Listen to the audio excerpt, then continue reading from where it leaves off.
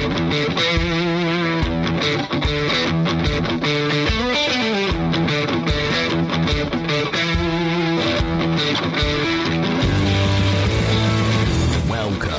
to the Fantasy Footballers DFS Podcast with your hosts, Kyle Borganoni and Matthew Betz.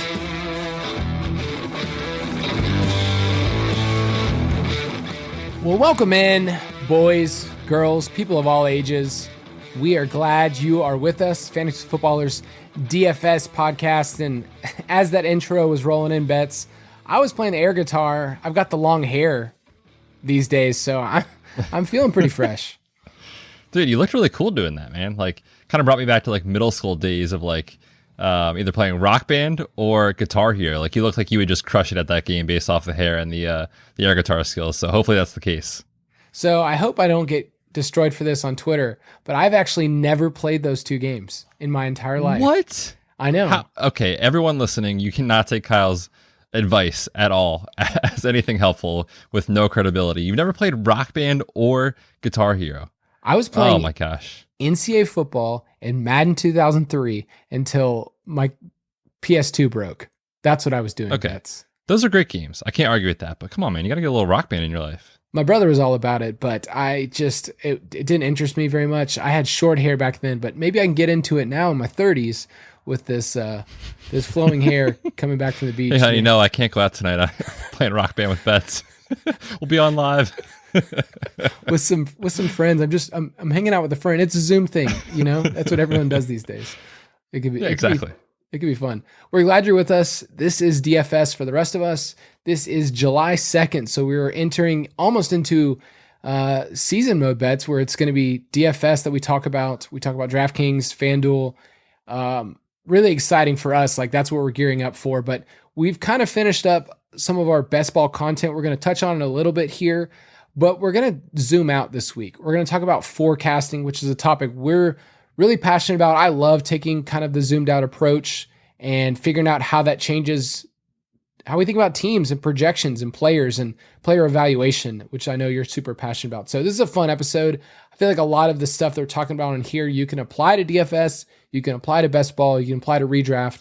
So it's going to be super, super exciting for us to kind of unpack some things that we've learned and some mistakes that we've made. So the quick question though, I want to finish up some of our best ball. So we finished up summer of bets ball, and you and I have drafted a couple of teams recently. We're going to take a little bit of a best ball break. If you still want to play with us, feel free to message us. I know, Betz, that almost every day I see you post something about it. Like today, I can't you're on the elliptical. You're on the elliptical, right?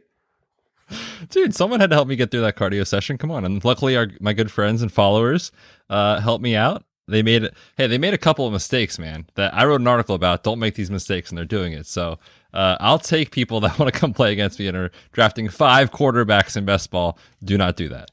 Do you feel like you draft better on the elliptical? I know it's a small sample size, but do you think that actually improved your win rate?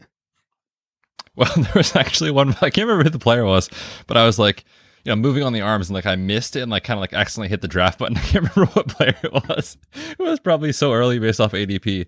But we'll have to see, at the end of the year, we'll do a little end of the year research study and look back on elliptical win rates versus not. And we'll look for that article on the website. So I'm really interested to break that down at the end of the season. So Betz and I want to talk about some of our favorite best ball teams that we've drafted so far in this quick question. And I need to give you some props, Betz. I've always been somebody that enjoys the slow draft just based on, this season of life and kids. Like, okay, I can do the 8-hour, time clock on Underdog. But you were like, hey man, if you do 30 seconds, it causes a lot of casual people to reach and make a lot of mistakes. And so my 2 favorite teams that I've drafted have been in these fast drafts for the Best Ball Mania. So I posted both of them recently. I don't know if that was just me taking a victory lap, but I liked these teams. And one of the teams I entitled the LSU Bros because I did not try to do this. I ended up with a stack where I had Justin Jefferson, I have Jamar Chase, I have Terrace Marshall, and I have Joe Burrow. So that 2019 LSU team, I have the whole squad there. But I think it's a pretty good team. I have Christian McCaffrey. I don't know if you heard of him. I have George Kittle. And then I was also able to stack Dak with Michael Gallup, Tony Pollard, and Blake Jarwin. So it's a team I really, really like. It's the latest I've seen Dak. Dak went at pick 73, and I was shocked that he was still staying there. Like, I haven't seen Dak go anywhere near the front side of draft slots. He's usually like towards the end because that's where Cooper and Lamb are going. So this is a fun team. I posted if you want to go on Twitter and look that out. But LSU Bros, yeah, one of my favorite teams right now. I love that, man. That's a unique stack that no one's doing. Unfortunately, there will be not much correlation there, but it's still fun to do. You know it correlates, obviously. Like, that's all that matters, is that you know it stacks, right? As long as you complete the best ball draft with a stack, you're happy and you can sleep at night. This is a college football 2019 best ball tournament, right? Of course, yes. Absolutely. Yeah, man. I like that team a lot, actually. I was looking at it the other day. For me, there's a couple of, I guess, take-homes from the drafts that I've done. The early drafts, I just want to encourage people next year, do not be afraid of the unknown. It is an amazing time to get ahead of the market on ADP for players that you could see having an expanded role either before, well, the role that could be improved that people think is going to get worse. For example, Mike Davis before the NFL draft, or looking at after the NFL draft, players that are expected to rise in ADP as the summer goes on, which if you've heard the podcast before, you know that I've been taking Trey Lance a ton, but I think that has to stop. Because I got him on a ton of teams. That has to stop for my exposure. It also has to stop because these teams that are taking Trey Lance in the 9th and 10th round are now, getting him in positions where it's less advantageous based off ADP and opportunity cost, where I was getting him 2 months ago in the 14th round. So I love all my teams that kind of have him as like that little cheat code in the 14th round, where if he's nothing this year, like my team could still be awesome because of the fact that the opportunity cost is so low. But as a specific team that I love, it's a Lamar Jackson stack. I mean, come on. It's a Lamar, Ryan Fitzpatrick stacked team. Lamar is stacked with the rookie Rashad Bateman, and I've got Ryan Fitzpatrick with Antonio Gibson and Curtis Samuel. And then, man, just the hyper fragile build lets you get so many stud wide receivers. I went Derrick Henry, Gibson, and then Trey Sermon. Just those three. So I'm kind of taking the, you're not first or last approach. And it's a lot of fun to kind of see like, man, these wide receivers are a lot of fun and they're really good. So hopefully that works out. We'll see, but you kind of have to embrace that risk when you go with that type of build. You have definitely got me on this Lamar train. Some of my favorite teams recently, I've had Lamar and stacking him with some cheaper options. Like I have a team where it's him, Gus Edwards, and Sammy Watkins and Hollywood Brown. So a little bit cheaper options than maybe you'd want, but I feel like Lamar is turning into one of those players that I want to take if I go elite quarterback. I'm glad you mentioned Lance because you and I have talked about him a lot recently. I just put out an article looking at ADP risers and fallers. So you and I updated our best ball primer, and Lance is one of those players that's going to end up going near pick 100 soon. And that's kind of like, all right, I'm out. I can't do it anymore. And you're right on. So I listed a bunch of players that were rising, that were falling. And then I also listed a couple players that I think will rise in the next 2 weeks. And one of those players is Damian Harris. We just got news that came out about him being the quote decisive lead back, which take that for what you want it to be. But I looked at all of these ADP risers bets. All of them are from news. Like, you'd expect certain players like Tannehill to go up because of Julio. But all of these are mostly this piece of news came out. Like Pete Carroll said, hey, Gerald Everett's going to have a big year. And Gerald Everett goes up 2 rounds. So that's just something to notice that based on news, that's how drafters are being affected. And I don't know if this is the right way to do it, Betz, but like just because someone is falling doesn't mean they're now a bad pick. Or just because someone's rising doesn't mean they're a good pick because now they're, not affordable anymore. So is that kind of like what people need to understand? Yeah, I think it's an art, right? Like the ability to kind of weed through a massive amount of, I'm not even going to call it information. Really, it's just like little blurbs and headlines that could be information, that could be actionable, but could also just be noise. So, people that are just buying into these like little headlines in June or July as fact could be like overreaching on players. And then same thing, if guys fall because of it, could be a huge value. So I'm sort of sticking to what the teams are doing transaction-wise that tells us the story that we need to follow outside of like really consistent over and over and over again. I think Matt Harmon called it follow the drumbeat basically once you get to training camp, if you're hearing a lot of people say the same stuff, then like, okay, maybe it's actionable advice. But if it's just one headline here or there, I'm not changing my rankings at all. I'm not changing how I'm drafting at all. I'm basically still kind of taking what I feel is the correct pick at the correct ADP and not reaching just because of a news blurb from 2 hours ago while I'm on the clock. Yeah, I would say the only news that matters most to me is really negative news. So like Denzel Mims. Denzel Mims, one of those players that just plummeted like 40 picks. I mean, that's a lot for best ball. And it was basically like, he doesn't know the playbook. This is a different offense. He's not going to be a yak guy. Like, those are the kind of things that you kind of perk up and go like, all right, well, that I need to act on that information. But puff pieces, that's what we're going to keep hearing for the next month. So learn to train your ear and just talk to us on Twitter and we'll tell you what's up. If you want to follow us, Betz is at the Fantasy PT. I'm at Kyle_Borg. We would love it if you would go on iTunes and follow us and give us a review. We'll give out another one of those 3-man best balls. We did that with our boy Daryl, and that was super fun, Betz. That one night that the three of us got to get together, do a 3-man best ball. Shout out to Daryl. For sure. And 3-man's different. It's like a whole different animal of how to approach 3-man best ball. So I know you were badgering me about my Kyle Pitts pick, but I got Kelsey and Pitts holding it down at tight end. So you better recognize. I basically just like to troll you with anything that you do and then just make you think twice like, crap, did I just make a mistake? I totally did that. I'm just in your head, man. I'm just in your head. Dang it. Well, I have Kelsey, so I feel okay. But anyway, that was super fun. So if you leave a review, we will pick one of you to come and hang out with us on the internet. So, and I mean, that's 2021, right? To join our band, to play Rock Band. That's what this contest is. You can hang out with Betz and play Rock Band over Zoom.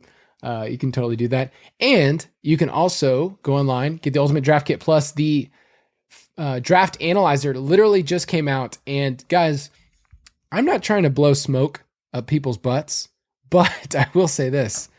That analyzer is pretty awesome. Like it is, I'm a company man. And so are you, Betz. Yeah. But it is so intuitive. If you haven't gotten the Draft Analyzer, I mean, you can customize it. It's just they've gone above and beyond. They're not just giving you a grade. They're going through every single player. They're giving you strengths and weaknesses. They're also giving you actionable information. And Betz, I don't know if you saw, like, if you have a certain player, they get your injury blurbs as well. So, I mean, that's worth the price of admission. I did see that. I got about... 0 work done today because I literally was uploading all my teams onto the Draft Analyzer. It's honestly unreal. It's probably one of the best that I've honestly seen in the industry. Clearly zero bias at all, but it is really just amazing. Like, the guys put in a ton of work, so it's great. Check it out. Yeah, and people were asking me earlier, like, I don't know if I want the Dynasty Pass, but I want the Analyzer. Maybe I just want to play DFS. Like, you don't have to pick. You literally get all of those. And I think that's incredible. You also get the Ballers book, which most people don't know about, but it's a 55 tips and tricks. I helped edit that content last year. Super fun. So you get a lot of free perks, and it's a one-time only thing. So you can go online, ultimatedraftkit.com. Right now it's $60. It's going to go up as it gets closer to the season, but we would love to hang out with you for DFS. So we're excited for that. But Betz, let's talk about some forecasting.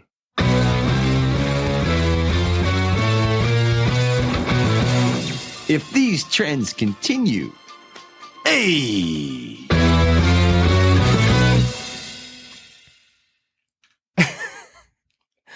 What the heck is that drop? I had to dig deep. I feel like every week I get a new one that I'm like, what is happening? So if you've only been around Fantasy Footballers world for a little bit, you know the famous drops, the mailbag drop, which I actually will use a special one in a little bit.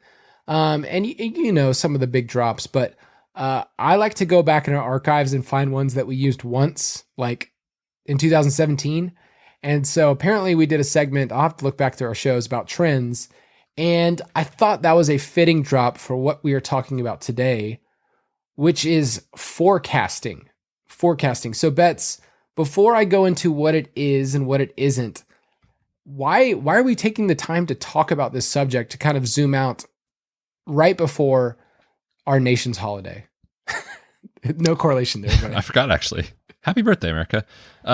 Yes, this is a really important concept, I think, to be a successful long-term, season-long best ball and especially DFS player, because what we're talking about with trying to forecast and like predict things happening in football is not easy. And there is inherent risk and error to a lot of the projections that you'll see, a lot of the player takes that you have, and that sort of thing. So I think having an understanding of kind of what does this mean in like a bigger picture as far as range of outcomes will help you be able to make, decisions in either lineup setting or DFS or in best ball, that if you get so locked into like micro level strategy of like, I need to take player A over player B, we're going to be wrong sometimes. So I think being willing to admit that, know that that's the case, and then kind of find ways to gain an edge on other people that get locked into a certain strategy or a player take can really help you be successful in fantasy football. So we're trying to give you guys the tools to understand how to do that effectively in all sorts of formats.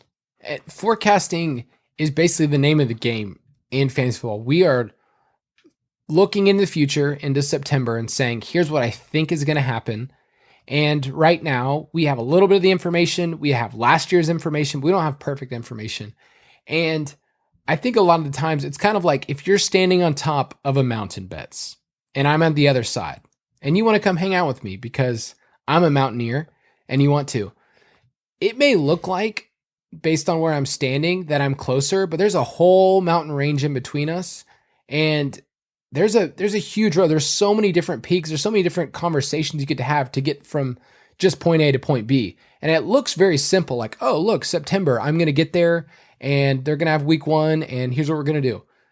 But there's so much information that either you have to sift through or you have to figure out, like, what am I bringing into this? What am I bringing in this conversation? So I really quickly want to just say what forecasting isn't and what it is. So just kind of compare.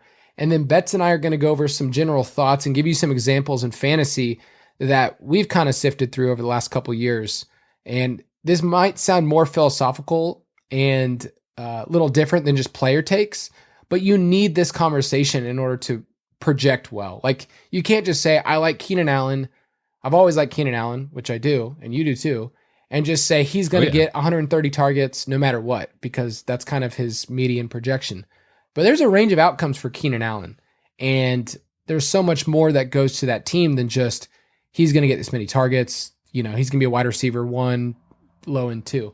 There's more to that. So really quickly, what forecasting isn't and what it is. So what it isn't, it's not about finding one projection. It's about finding a range of outcomes for players. All right. So it's not just saying Keenan Allen's going to get 130 targets. It's saying Keenan Allen seems like that's the most likely outcome, but what if Keenan Allen actually slips this year and they spread the ball around a little bit more? Or what if he's hyper targeted and he gets 150 targets? So there's a range of outcomes for each players. You also need to know that this isn't about assuming what scenario you think is going to happen. It's exploring all the scenarios for a player. Forecasting isn't so much about knowing the future, because none of us have that information in front of us, or else Betz and I would have won the Millie Maker and quit this podcast. Spoiler alert, we did not. Dang it. All right, but this year. All right, it's not about knowing the future. It's about removing the blinders that we have, which just sounds so deep and philosophical, but it's... Gosh, does it ever? Gosh, it really does. People, just take off those blinders, all right? It's about removing the blinders of what we don't know. And there's a lot of information that you and I don't know and don't fully understand. We are on the outside. We're not seeing these teams and their playbooks, and we're not seeing, how they're adjusting. So there's so much that we don't know. Forecasting isn't about being convinced you have it right. It's knowing that, hey, you could be right, but also being open to the fact that you could be wrong. And the last thing is, forecasting is not about pretending that you know, it's admitting what you don't know. So with the Chargers, I do not know exactly how this offense is going to function. Why? They have a new offensive coordinator. Like, they have a full year with Austin Eckler. They have Jared Cook in the mix. They have Josh Palmer. They have Justin Herbert in year 2 with teams that have tape on him. Like, they have a new offensive line. There's just so many variables. They have a new head coach. Like, there's so much that we could say with those teams. So admitting that on the front end is super helpful. And I just think it matters. So any of those bets that you find important of what I just mentioned, of what it is and what it isn't that you want to make sure we hammer home?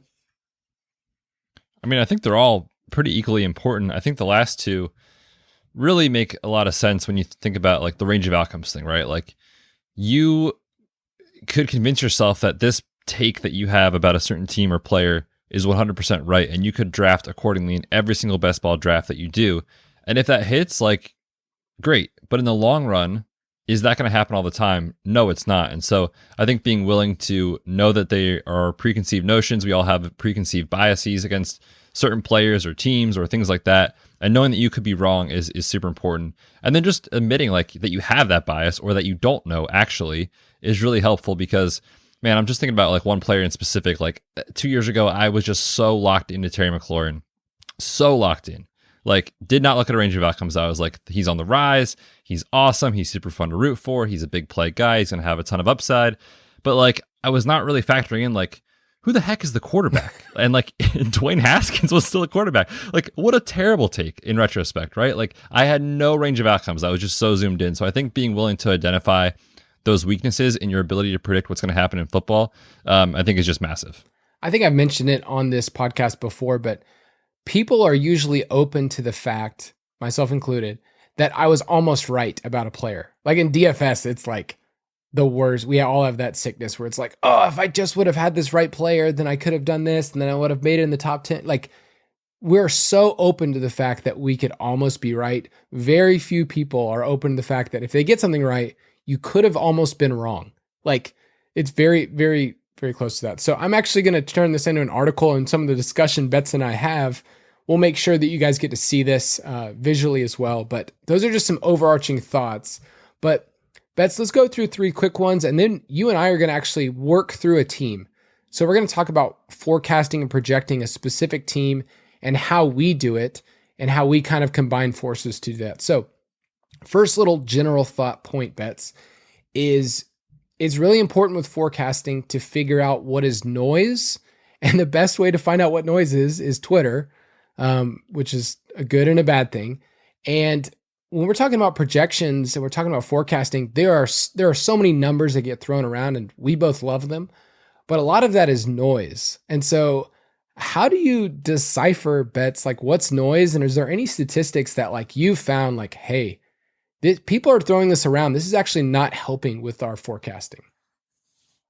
Yeah, I think the biggest one for me that I used to really lock into in talking about like reflecting on the season prior and then looking ahead is, all right, where did this guy finish? Like, was he the running back 13 on the season, end of the year? Great. I could totally see a scenario where he comes in and he's the running back 10 or better, next year.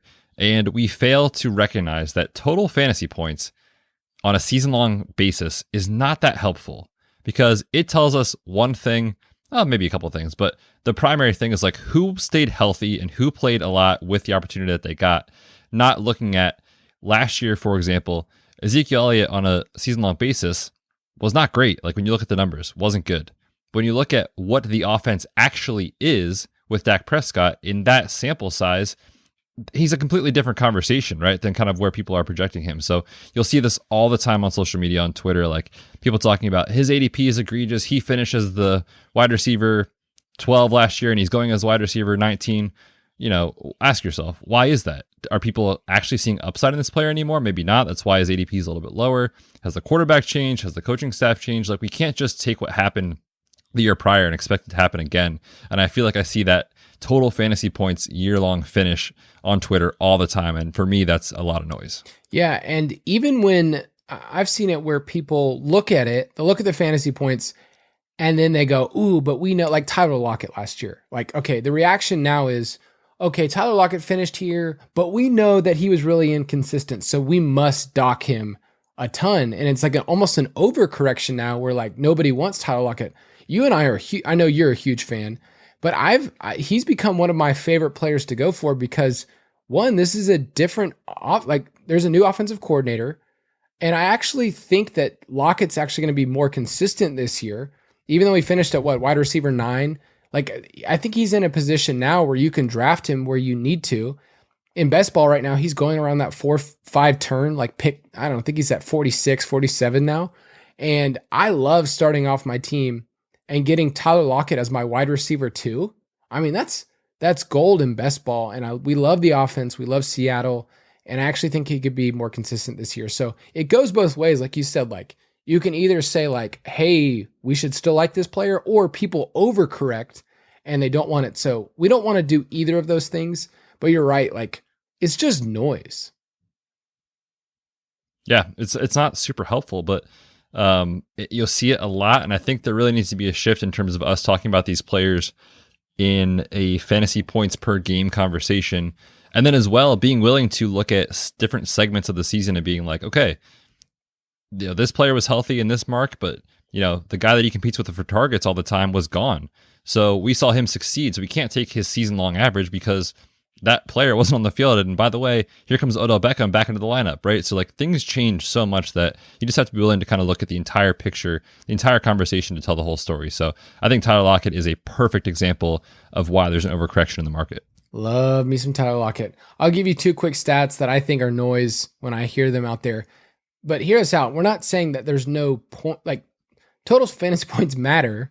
It's just not necessarily always prescriptive of the next year. It's just not, Betz isn't saying like, oh, well, because there's this, don't worry about it. Like, it's just not saying because he finished here, he will finish there. Like, that's just a very dogmatic kind of statement. And one that I see a lot is about catch rate. Catch rate is just not a sticky stat year to year, and it just doesn't give much context. Like, let's say Tyreek Hill, catches 61% of his passes, but Jarvis Landry catches 76. Okay, well, those are very different targets between those two players. Who would you rather have? Like, well, obviously Tyreek Hill, because it matters what type of targets they are, matters the volume, and it's just not sticky year to year. So like one guy I see is your boy Bob Tunyon. I know you're big. Big Bob. Bobby T. Bobby T caught like 52 or 53 of his 59 targets. Like it was just a ridiculous catch rate. Same thing with Austin Hooper the year before, like really high catch rate because he, for our Falcons, was like catching a bunch of dump off passes. It doesn't matter. It just doesn't translate year to year. And also that's just not many targets. 59 targets is not a huge sample size. So don't use catch rate as a sticky stat and to say, because he did this last year, you look at Amari Cooper, go look at his years. It's like he's yo-yoed every single year and he's kind of done the same thing per game. And then one more, I like the statistic and it's cool for certain players, but it's very skewed and it's yards after contact. So Derrick Henry is good at this and it's telling for him because like Derrick Henry just gets hit and then he throws people aside. Nick Chubb is this way too. But think about this, Nick Chubb, who we both love. Nick Chubb can shed a tackle and then take it 60 yards to the house. And so his yards after contact might be 60 on the play. And then the next play, he gets, tackled for a loss or gets a 2 yard. Like it's just very skewed. It's just like yards per carry. And so I just don't want us to use yards after contact to project. It just tells us more what kind of player they are. Like they had a couple big runs or they can have big runs. I just don't like to use it to project. Does that make sense? Yeah, it makes a ton of sense. And the other thing is like, what even is contact? Like, how is that graded? It's so subjective. Did that player brush up against his shoelace and now he's gone for a 60-yard run? Does that count as contact? Does it have to be like a hard hit to the shoulder to count as contact? Like, it's so subjective. So I think I'm with you in that. I don't really look at it a lot. I think you can maybe look at more of a like per attempt basis, like yards after contact per attempt. Kind of tells you a little bit of a better story, right. But I'm with you in general. Like I don't use it a ton at all. Yeah, because let's say someone goes untouched. Like Raheem Mostert's one of those players that like he has that juice when he gets to the second level. Like he's fun to watch, but he also had some massive holes where it's just like nobody touched that guy. So of course he got 80 yards after contact on that one. So it's just something to keep in mind. And I always tell people, just take a moment and think about the stat. Like don't just take someone else's word for it. Just think about the stat, think about the context, and just think, okay, is this helpful in forecasting? All right. Another one is in forecasting, we're usually quick to make up our minds because we want a quick answer, and we're usually too slow to change them. Like that's just, you have a player and you have a bias, and you don't like a player. So Betz, can you give me an example of a player that you had to change on? Either you were too quick or you were too slow. Yeah, I have been far too slow to change my mind on Evan Ingram based off his rookie year. He was a guy that I really liked coming out of college because he kind of fit that pass catching tight end role that we look for in fantasy. And, there weren't many in the league / still aren't that many in the league that can do that. So you get caught in this idea of like, oh, he could be the next fill in the blank, Darren Waller, Travis Kelce, whatever. Anthony and Ferkser. He came out and he was Anthony Ferkser. Thank you very much. Bob Tunyon. He came out and finished a top 5 fantasy tight end as a rookie. And so you say to yourself like, man, this never happens. Like he has to be the next big thing. And then I got stuck on that because I liked him coming out of college. I liked obviously what he did as a rookie. I had a ton of him in dynasty leagues. So I was like, I'm locked in. Like I'm good at tight end for the next 3, 4, 5, 6 years. Like I got my guy. And clearly that is probably not the case. I think we need to kind of figure out what his new normal is as far as what we can expect, because he dealt with injuries, but we also know he has some upside. But at the same time, the quarterback is changing, and here comes Kenny Golladay, and oh, by the way, Saquon Barkley is still there. So like, I think we just kind of need to take a step back, or I need to at least, and this is probably a year late, but like recognize maybe he's not a top 5 fantasy tight end. Maybe he's a tight end 10. Maybe he's a tight end 12. Maybe that's just what I need to expect. But I feel like he's been a guy I've been pretty slow to come around on, because when you get those early success stories, you think that that's just what's going to happen moving forward. And clearly that's not the case. I rolled the dice last year with Evan Ingram in like the, 8th round or something in my home league. And my thought was, okay, well, maybe he can just be a PPR guy. And I kept starting him because he kept getting the targets. And it was so frustrating. I remember eventually posting on Twitter that gif of just someone being kicked in the nuts like over and over and over again. I said, that's how I feel every week, just putting Evan Ingram in my starting lineup. And I actually remember that. I was too slow. I mean, it took me like 7 weeks to like get off. I'm like, no, this is the week. He's getting 8 targets, and it just didn't matter. Like I have the stats somewhere, but it's like over the last 20 years, that's like the worst yards per target season, like of any tight end, like over 100 targets. Like it was like abnormally really bad last year for Evan Ingram. I'm going to mention a player that I've talked about before, Betz, but when DJ Chark came in the league, I said, why the heck did they pick him in the 2nd round? Like I thought that was just an easy bust pick. And then he did nothing his first year. And so I had some confirmation bias. That was like, okay, well, that was clearly a bust. I was right.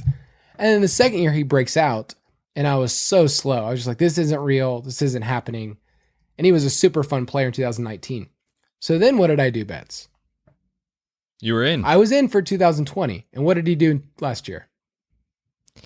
Not a lot. He was bad. He was really bad. He sunk a lot of teams as like a 4th round, 5th round pick. And so what I've learned though is that I actually did the digging, and now I've changed again. So I've actually changed 3 times on this player, and that's actually okay. Which is crazy to think. I was out, now I'm in, now I'm out again. And I wrote a whole piece of 5 reasons why I won't be playing him in any format other than DFS. We'll play him. So just be okay. It's okay to change your mind about certain players. I mean, there are going to be certain players that I'm always going to love Keenan Allen. I'm always going to love Julio Jones. But I'm also able to say, you know what? It's okay. I can actually figure out a way to change my opinion and the outcomes. So, all right, let's give one more and then let's project a team bets.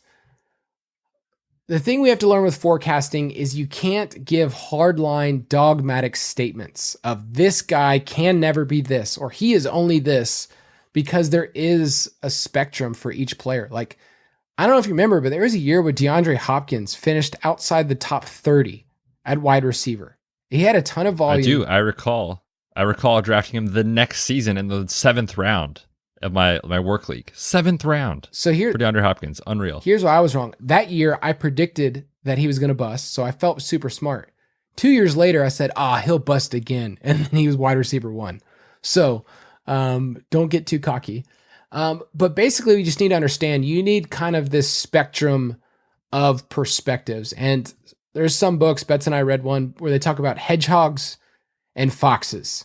And basically hedgehogs only understand one big idea, and foxes are able to kind of aggregate a bunch of perspectives. And so you might think, okay, maybe I need to be one or the other. And the main point is actually not to pick, it's to be able to be both. Like you and I have some big ideas. One of your big ideas is like you understand injury analysis way better than anyone else. that's a big idea you're always going to carry with you. But I think also, Betz, what you've done is said, okay, I don't just need that perspective. I need to hang out with the spreadsheet bros. I need to hang out with those really cool people. Like I need to hang out with rock band people. Perfect example. So it's about aggregating perspectives. And so honestly, I would prefer to be a fox, but there are lots of big ideas that hedgehogs in terms of forecasting are able to say, you know what, I grasped this big idea and I still want to use it. So is there any statements that you've grown on as like a forecaster that you said, okay, I've learned this over time. This wasn't my natural inclination. Yeah, there are far too many really smart people out there who have been studying the NFL for a long time, specifically the analytics side of things and the team play call tendency side of things, which I find really interesting. Because rewind a few years ago, and I remember being so dialed into the fact that there's no way we're ever going to see Russell Wilson throw the football. Not a chance, right? It was Marshawn Lynch. It was the Legion of Boom. It was That's the Offense. It was Pete Carroll and his white New Balances. That's what they did. So if you ever tried to buy into a wide receiver, aka Doug Baldwin, I was like, there's no way that Russ will ever, become this elite quarterback in fantasy because he just doesn't throw the ball enough and the receivers aren't good enough to get him there. And then all of a sudden we saw this huge switch. You look at like 2018, right? 32nd in pass rate, dead last. 2019, same thing. They're kind of towards the bottom, 27th. Then out of nowhere, last season, we called for it, right? Everyone was like, this is the year, let Russ cook. They skyrocketed up in terms of pass rate. And, clearly if you were on Russell Wilson stacks and DK Metcalf and Tyler Lockett, it really benefited you. So I think for me, I've just kind of been more willing to understand that is something that will change every couple of years or every really year to year. So just for example, we'll talk about this team, I think in a minute, but like just assuming that because Lamar Jackson and the Ravens have always been so run heavy that they're going to be 32nd in the league in pass rate again, maybe not. Maybe they jump to 25th or 20th, and then all of a sudden you have a big spike in value for, Mark Andrews, Rashad Bateman, etc. So I think that's one that I've been willing to kind of change on and adapt to for sure over time. Yeah, it matters when you're looking at a team to not make these statements. I know the one that happened a couple years ago was Cam Newton does not throw to the running back position. And that was true. That was true up until that time. He had never had someone like Christian McCaffrey. And so if you looked at his pass rate and their running back market share, it was super low. Guess what? He got Christian McCaffrey, and that changed completely where he was like top 5 in the league in terms of throwing to the running back position. Now, there are other quarterbacks that I could say that same statement, like Deshaun Watson has never thrown to the running back very much. It's actually very sad because I wanted Duke Johnson to be a thing, or it's just never been part of it. Lamar Jackson's actually been the same thing. It's such a low volume passing offense that he hasn't really thrown to the running back position. It doesn't mean it can't happen or that he never will. It's just that the offense hasn't emphasized it, and rushing quarterbacks tend to not throw as much to their running backs as they take off. But that doesn't mean that it can't ever happen. So just looking at that, being able to say that. I did a lot of research a couple years ago on vacated targets. And when a team has vacated targets, it usually means the running backs have a bump in their target share. And that's generally been true. Like that helped me identify Leonard Fournette, a player that did not catch the ball at all, to have like 90 something targets that year. And I was on that, but it does not mean that every team will do that. So the Ravens have been one of these teams with huge vacated target numbers bets every single year. And Lamar Jackson says, nah, I don't want to throw to the running back. So it's more saying, yep, hey, this is true, but it's not always true. And I'm okay with that. I'm okay looking at that. I feel like the Titans are one of those teams because they have a lot of vacated targets. Jonnu's gone. Corey Davis is gone. So like, okay, well, that means that they're going to throw to the running back. Like, I don't know. They've never thrown to the running back at all. Like not Derrick Henry, not Deion Lewis, really. I don't know. Maybe it's Ferk Daddy time. Or this guy named Julio Jones, but yeah, sure. Okay, Julio Jones, I'll go with that. Fun fact though, did you know the Titans had the 3rd most combined tight end points in the league last year? I did not know that. That is a really fun fact. Yeah, Jonnu and Ferk Daddy and Michael Pruitt just went to town. So I'm I'm kind of rising on the Ferk Daddy, and I'm glad he's gotten at least 3 shout outs in this show. He's hanging on. All right, let's project it. I love it. Let's project a team and talk about how we do that, and then we will go in depth, and then you and I will also hit some mailbag questions. So I love talking about this stuff. You and I both love talking about team projections and whatnot, but let's talk about how we project a team bets. So you and I, we don't have the same exact methods. It's not like, we're doing the same spreadsheets or whatever, but on a team level, what do you look at first before you go into player evaluations? What do you look at for a team in terms of like, here's how I project them?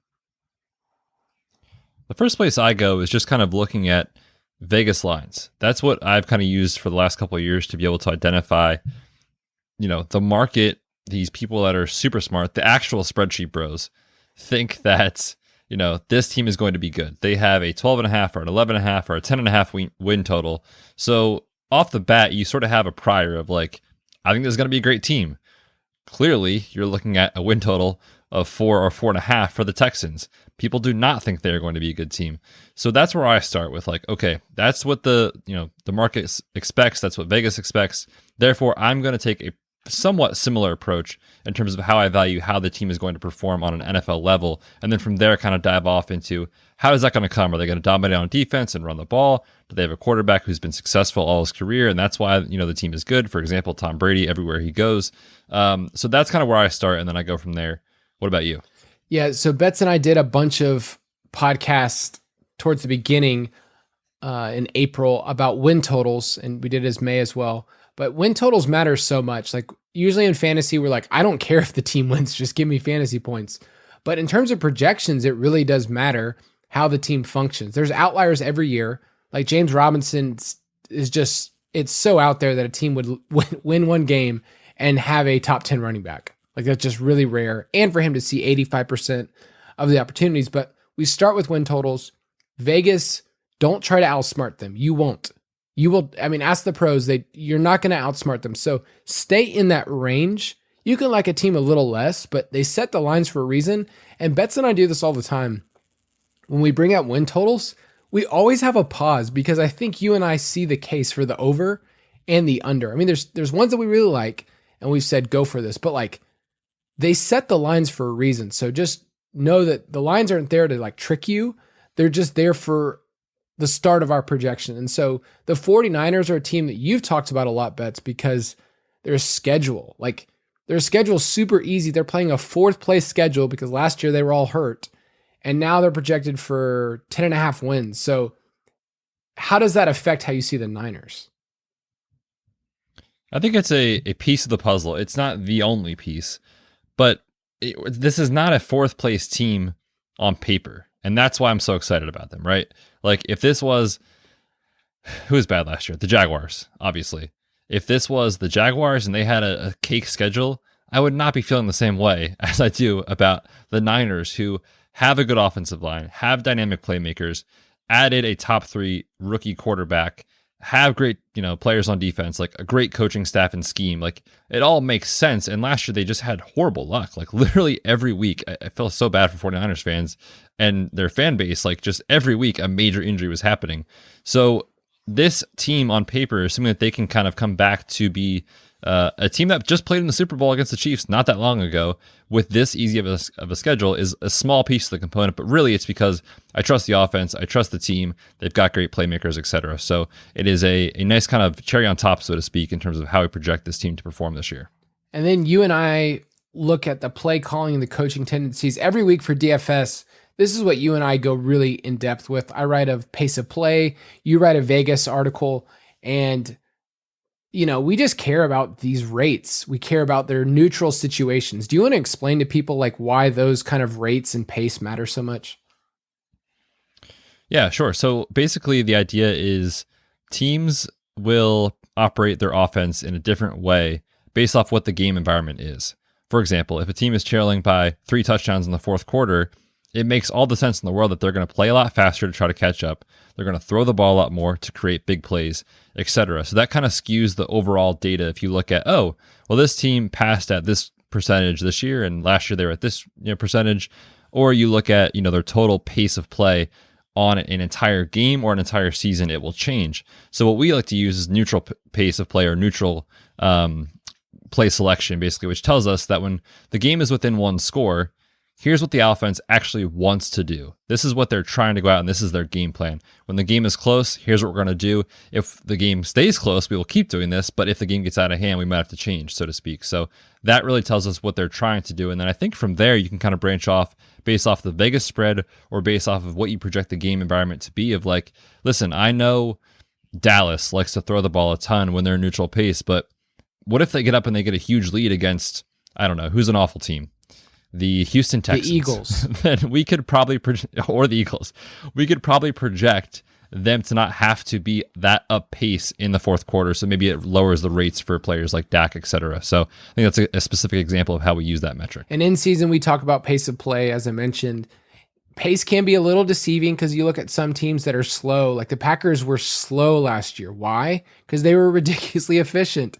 They would basically score and run up the score, or at least like put up enough points where they could slow it down later. So it's not a perfect metric, but it does show us like which teams, like the Chargers were one of those teams. It was like, okay, they're going to be up in pace. The Falcons, the Bengals, they had to pass like because they were behind. So those are the things that we really care about. So strength of schedule, Vegas implied totals. We'll talk about that even more. Yeah, we'll have a whole week where we talk about Vegas and not necessarily how to beat Vegas, but how to use it to your advantage.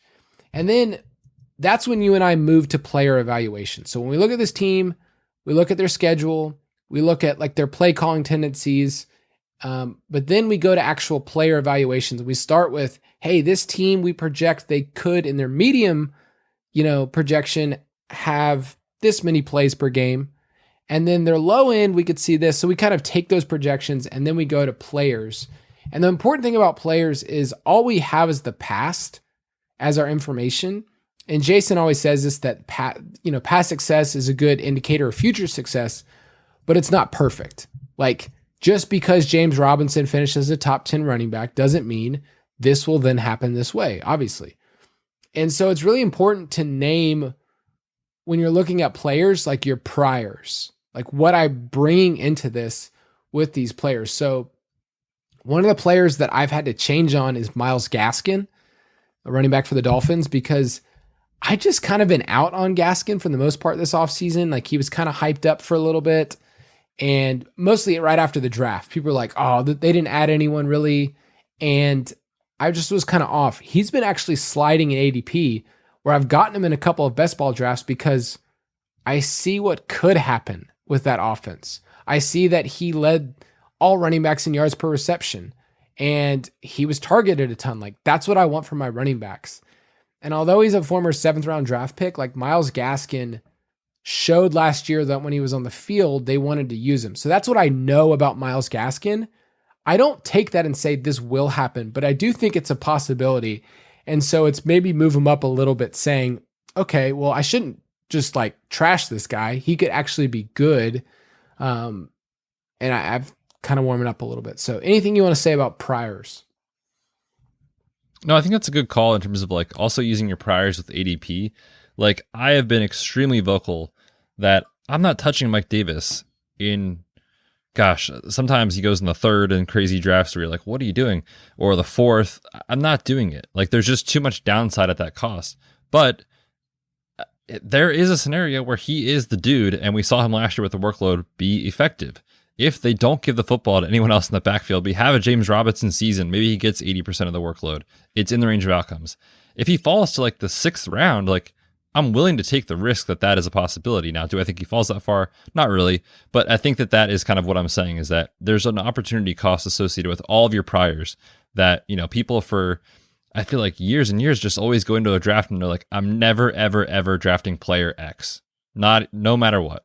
And then all of a sudden, Will Fuller staring you in the face in the 7th round, and people are like, nope, not doing it. And they're not willing to accept the fact that there is a possibility that he could have a top 10 season with Deshaun Watson, which we basically saw last year. So that's another great example, I think, of trying to have your priors be checked at the draft table and then going off of ADP, basically. Check your priors at the draft, your Terrell priors. I'm going to mention one more player that I think everybody was wrong on last year, and that was Stephon Diggs. Although I will say our own Casey Kasem, one of our writers, she's awesome. She was dead on. She was all about Stephon Diggs last year. Stephon Diggs was a 6th-round pick last year, Betz. Like, we all deserve a massive spanking, a collective spanking as a group for what we did to this man. And it was because we said, we know what this Buffalo offense is. They're a low passing volume offense. They are an offense that, Josh Allen's never going to be able to have a high completion percentage. He's like, those are the dogmatic statements we made. And I didn't have much of Diggs at all last year. I have him in Dynasty. That is one place. I did have a Diggs and Allen stack in Dynasty, and I rode that to a 2nd place finish. But Diggs is one of those players that we all collectively said. So if you see the market say collectively, this player will do that, just check yourself. So one of those players for me this year is Darren Waller. And I've kind of checked myself because everyone's collectively said he's a 2nd-round pick because he's the only guy there and he's going to see all the volume. And he definitely could. That's probably a very likely outcome. But it scares me a little bit when you have a player that high up and so I actually have Kittle as my 2, and I'm getting Kittle a little bit later than Waller. Yeah, that's a great example as well. I think that's another scenario too. Like, and you kind of look like year over year too at ADP. Like, there's players every year that jump up a couple of rounds, rightfully so, based off of how the team changes, opportunity changes, etc. But I feel like with Waller, like last year, it was sort of the same setup, and people weren't willing to accept that that's who he was. But now, like you're saying, people are assuming that this is who he is, no matter what. And spending a 2nd-round pick on any player, really, you have to question, like, is this worth it? And I just wrote up an article on the site about why J.K. Dobbins should not be going in round 2 of PPR leagues. It is silly.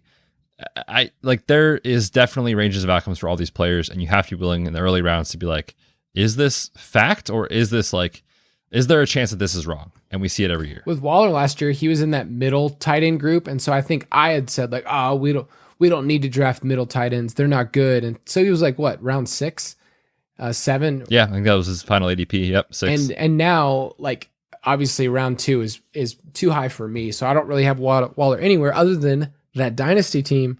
So watch out. Let's go through 2nd place finish. Here we go. Place. Borganoni's Jabronis is that team name. Co-managed with my brother. Okay, let's really quickly go through a team bets and just identify a couple things. We don't have to go through all of it, and then we'll get into the mailbag. But the Rams, all right? So let's take the Rams and quickly go through. You list their win totals, their team totals, and their play calling, and then we'll just name a couple of things. Yeah, so their current win total on DK Sportsbook is 10.5 wins. On the season-long average, right now you can look at lines for every single week of the NFL season, which I think is craziness, but they have an implied team total on average of 25.6. Pretty good for their offense.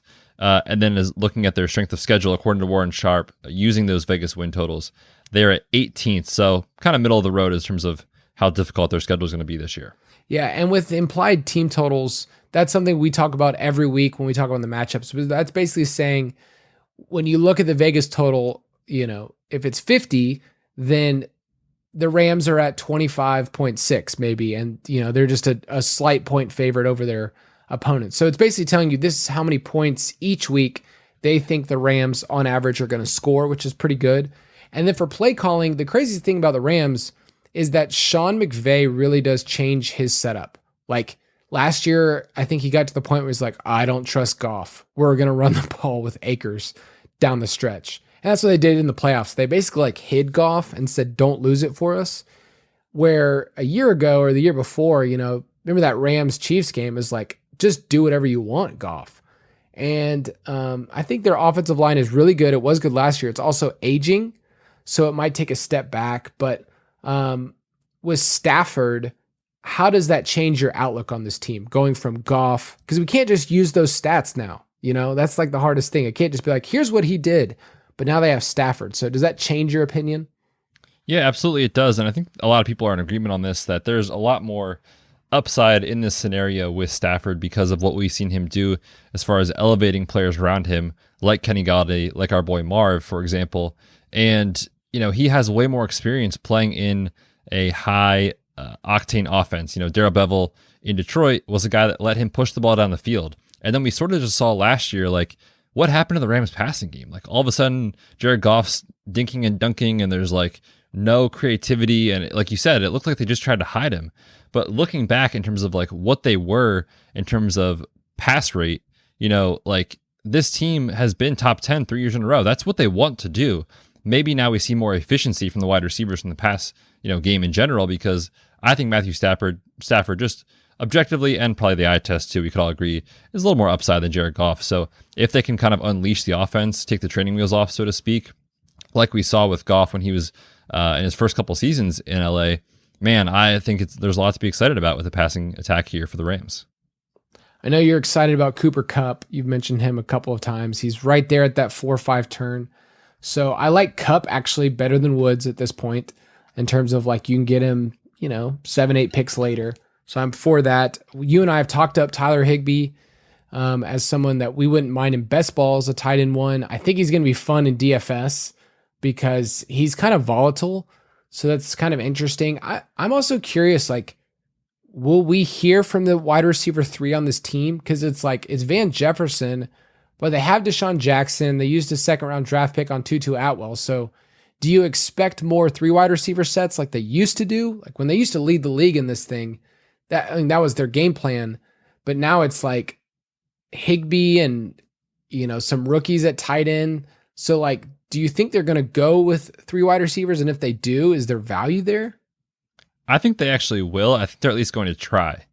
Now, Deshaun Jackson, what can you project him for games, right? Like you can't project him for 17. Maybe Kyle's putting one finger in the air. One game. I'll put it at like 4. But, let's say Deshaun Jackson, for some reason, stays healthy the entire season. Like, maybe that's what they try to actually do. Have him run out wide, put Cooper Kupp in the slot, move Robert Woods around. Like, maybe that's what they actually want to do. But we may not get to see what they want to do if he doesn't stay healthy. And if Van Jefferson doesn't take a step forward like we're expecting, the offensive scheme, their hand might be forced based off of the player availability. So I think that's what they want to do. I think that's what Sean McVay wants to do. We'll just see if they'll be able to effectively do it. I think they will, so hopefully. It's also important that when you're looking at a team, like you and I are giving player evaluations. Like we like Cooper Kupp. We like Cam Akers. I don't love the ADP, but I like Cam Akers. If you can get him in the second round, I love it. But you also need to keep in context, like all of these players are not just playing in a vacuum. Like Cooper Kupp is going around other wide receivers in drafts. Cooper Kupp, we have to compare him to other wide receivers. So it's not just like, I like Cooper Kupp.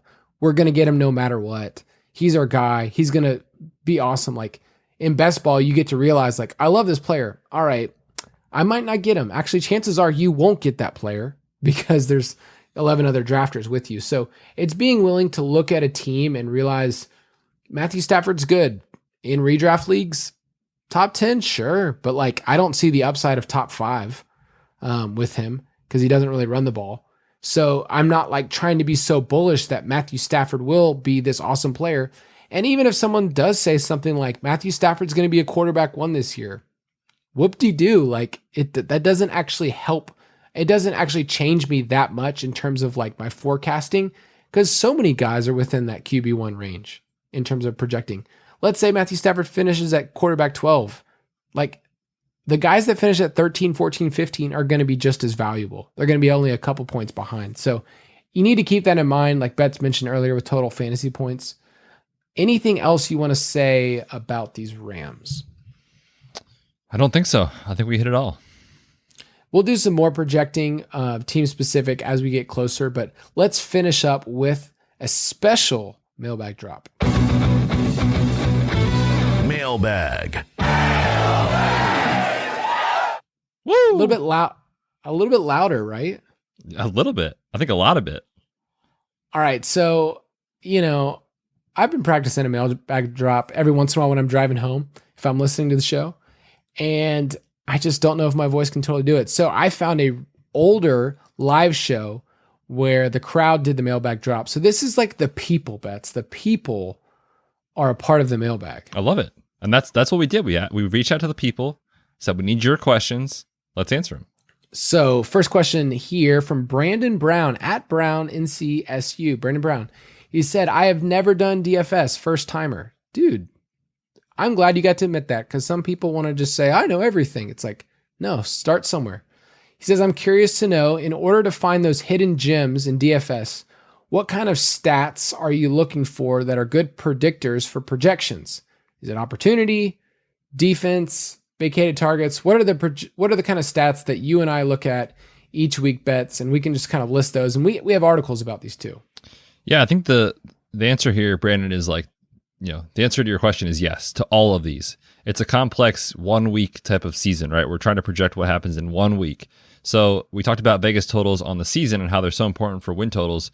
There are games that are listed with 44 point total, and you're like, it could turn into a shootout, maybe not. But then there's like 4 or 5, games that have a 48, 49, 50, sometimes even more point total that you're like, okay, this looks like a great environment for a shootout. Like there's a lot of points scored. You want that. Then you kind of look at, okay, now this matchup, what's the defense like? Are they giving up a ton to wide receivers? Okay, great. Let's hit the wide receivers.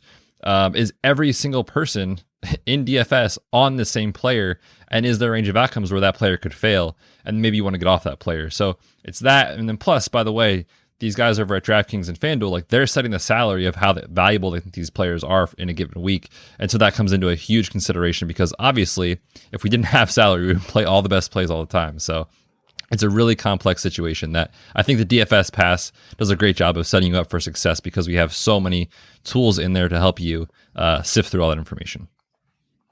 Yeah, we just need to play the good players, Betz. That's what I've been doing wrong this whole time, man. I'm playing the wrong players. I just got to play the good ones. It really is, because it's all about salaries matter so much, because at certain points players are going to be played more. We talk about our roster percentage projections of where we think players, and we're going to try to add that this year to DFS Pass, where Betz and I get to say, all right, here's the range for this player in terms of they're going to be rostered on 20% of rosters. And that changes. Like players can be at the exact same salary, but if someone's at 20% or 5%, if you're playing a big tournament, like the 5% really does matter. And I wrote in here, it just depends on what kind of stress you want. Like a cash stress is different than a GPP stress. And we'll talk about that more, the different mindsets as we get closer. But let's go to this next question. Longtime listener at Matthew Manager.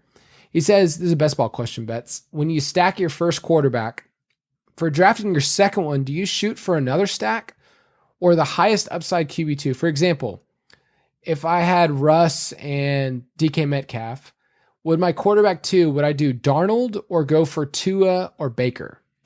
So there has been correlation that shows people that are stacking both their quarterbacks have higher win rates than those that stack just one of their quarterbacks, with the caveat of ADP matters, right? So like I posted in my article on the site, the biggest mistakes that I'm seeing in best ball drafts and how to avoid them.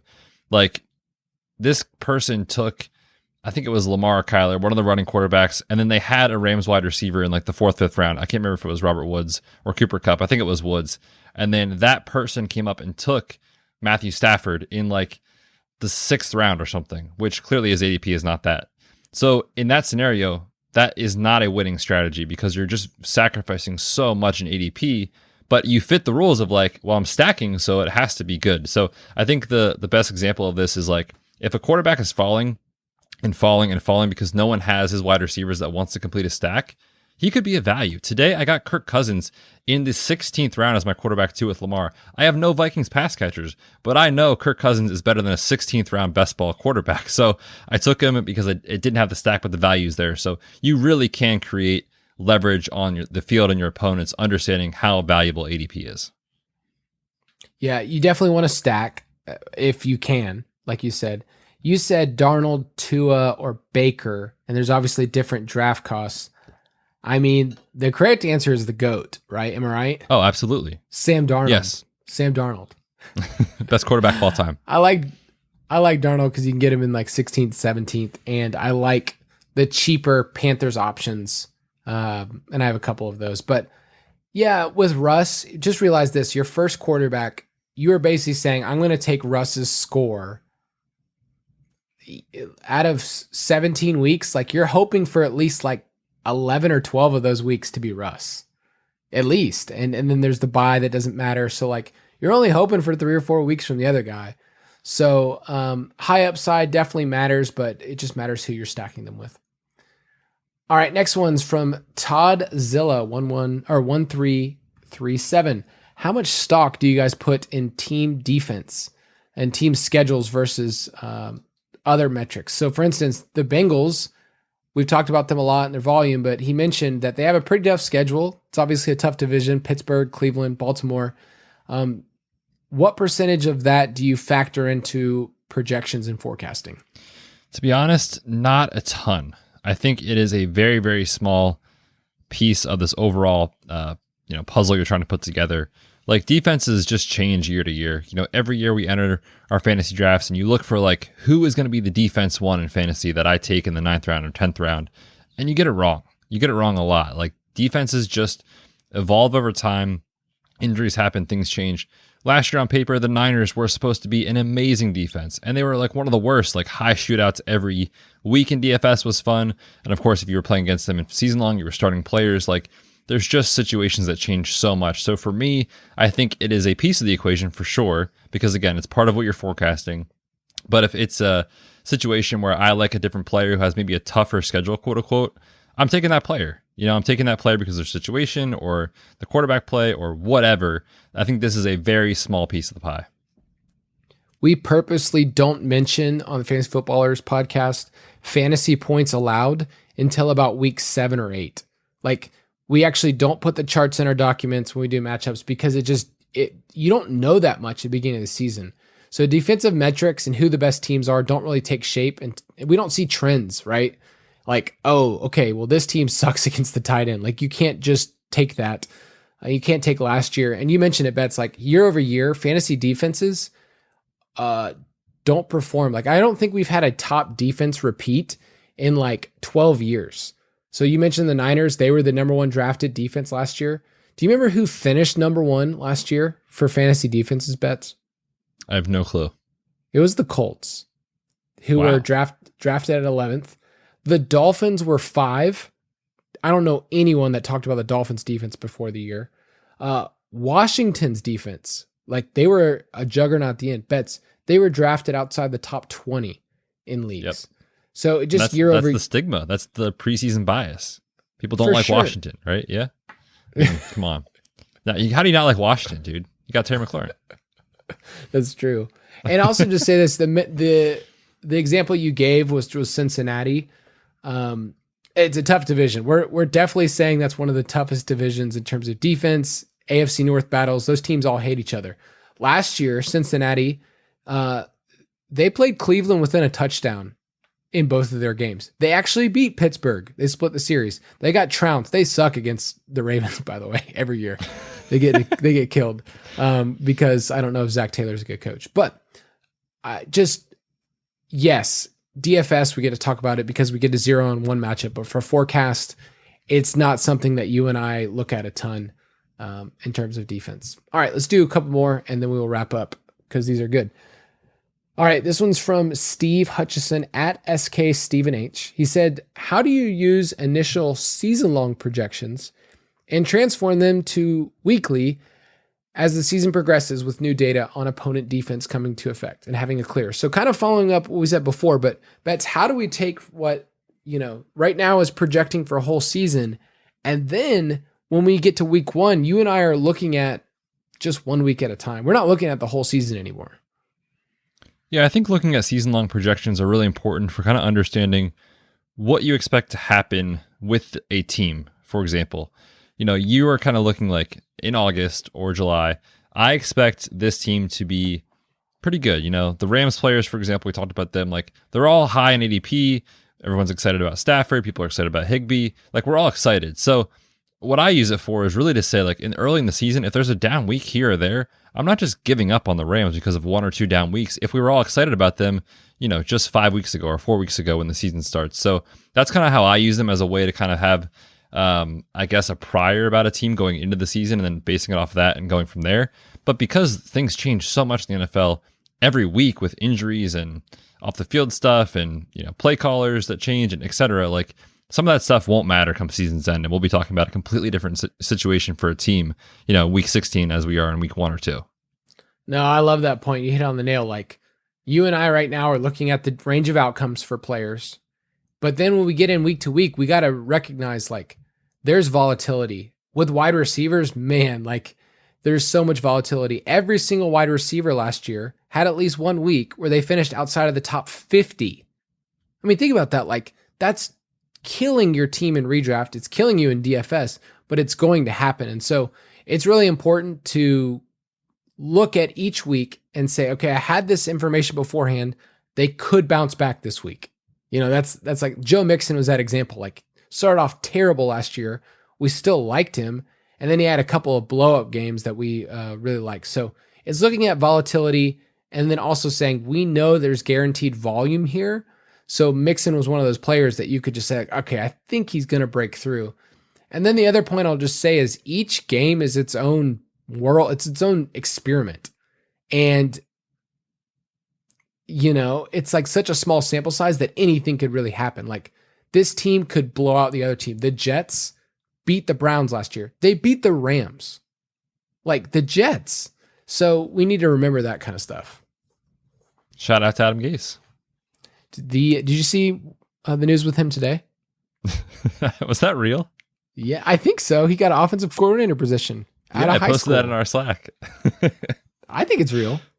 Yeah, if you missed it, he got an offensive coordinator position, apparently, I don't know if this is real, at a local high school. It was on the internet, Betz. It's definitely true. Oh, it's 100% fact. Let's do this last question. And this one comes in from a very, very special writer. Feels like it's like a pen pal or somebody that like sent it in.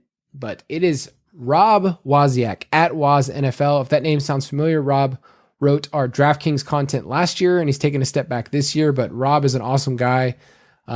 He's helped a lot of people win money in DFS. But he has I think a fun question. He says, what, if any, has been the most challenging part of forecasting / projecting with the additional week this year?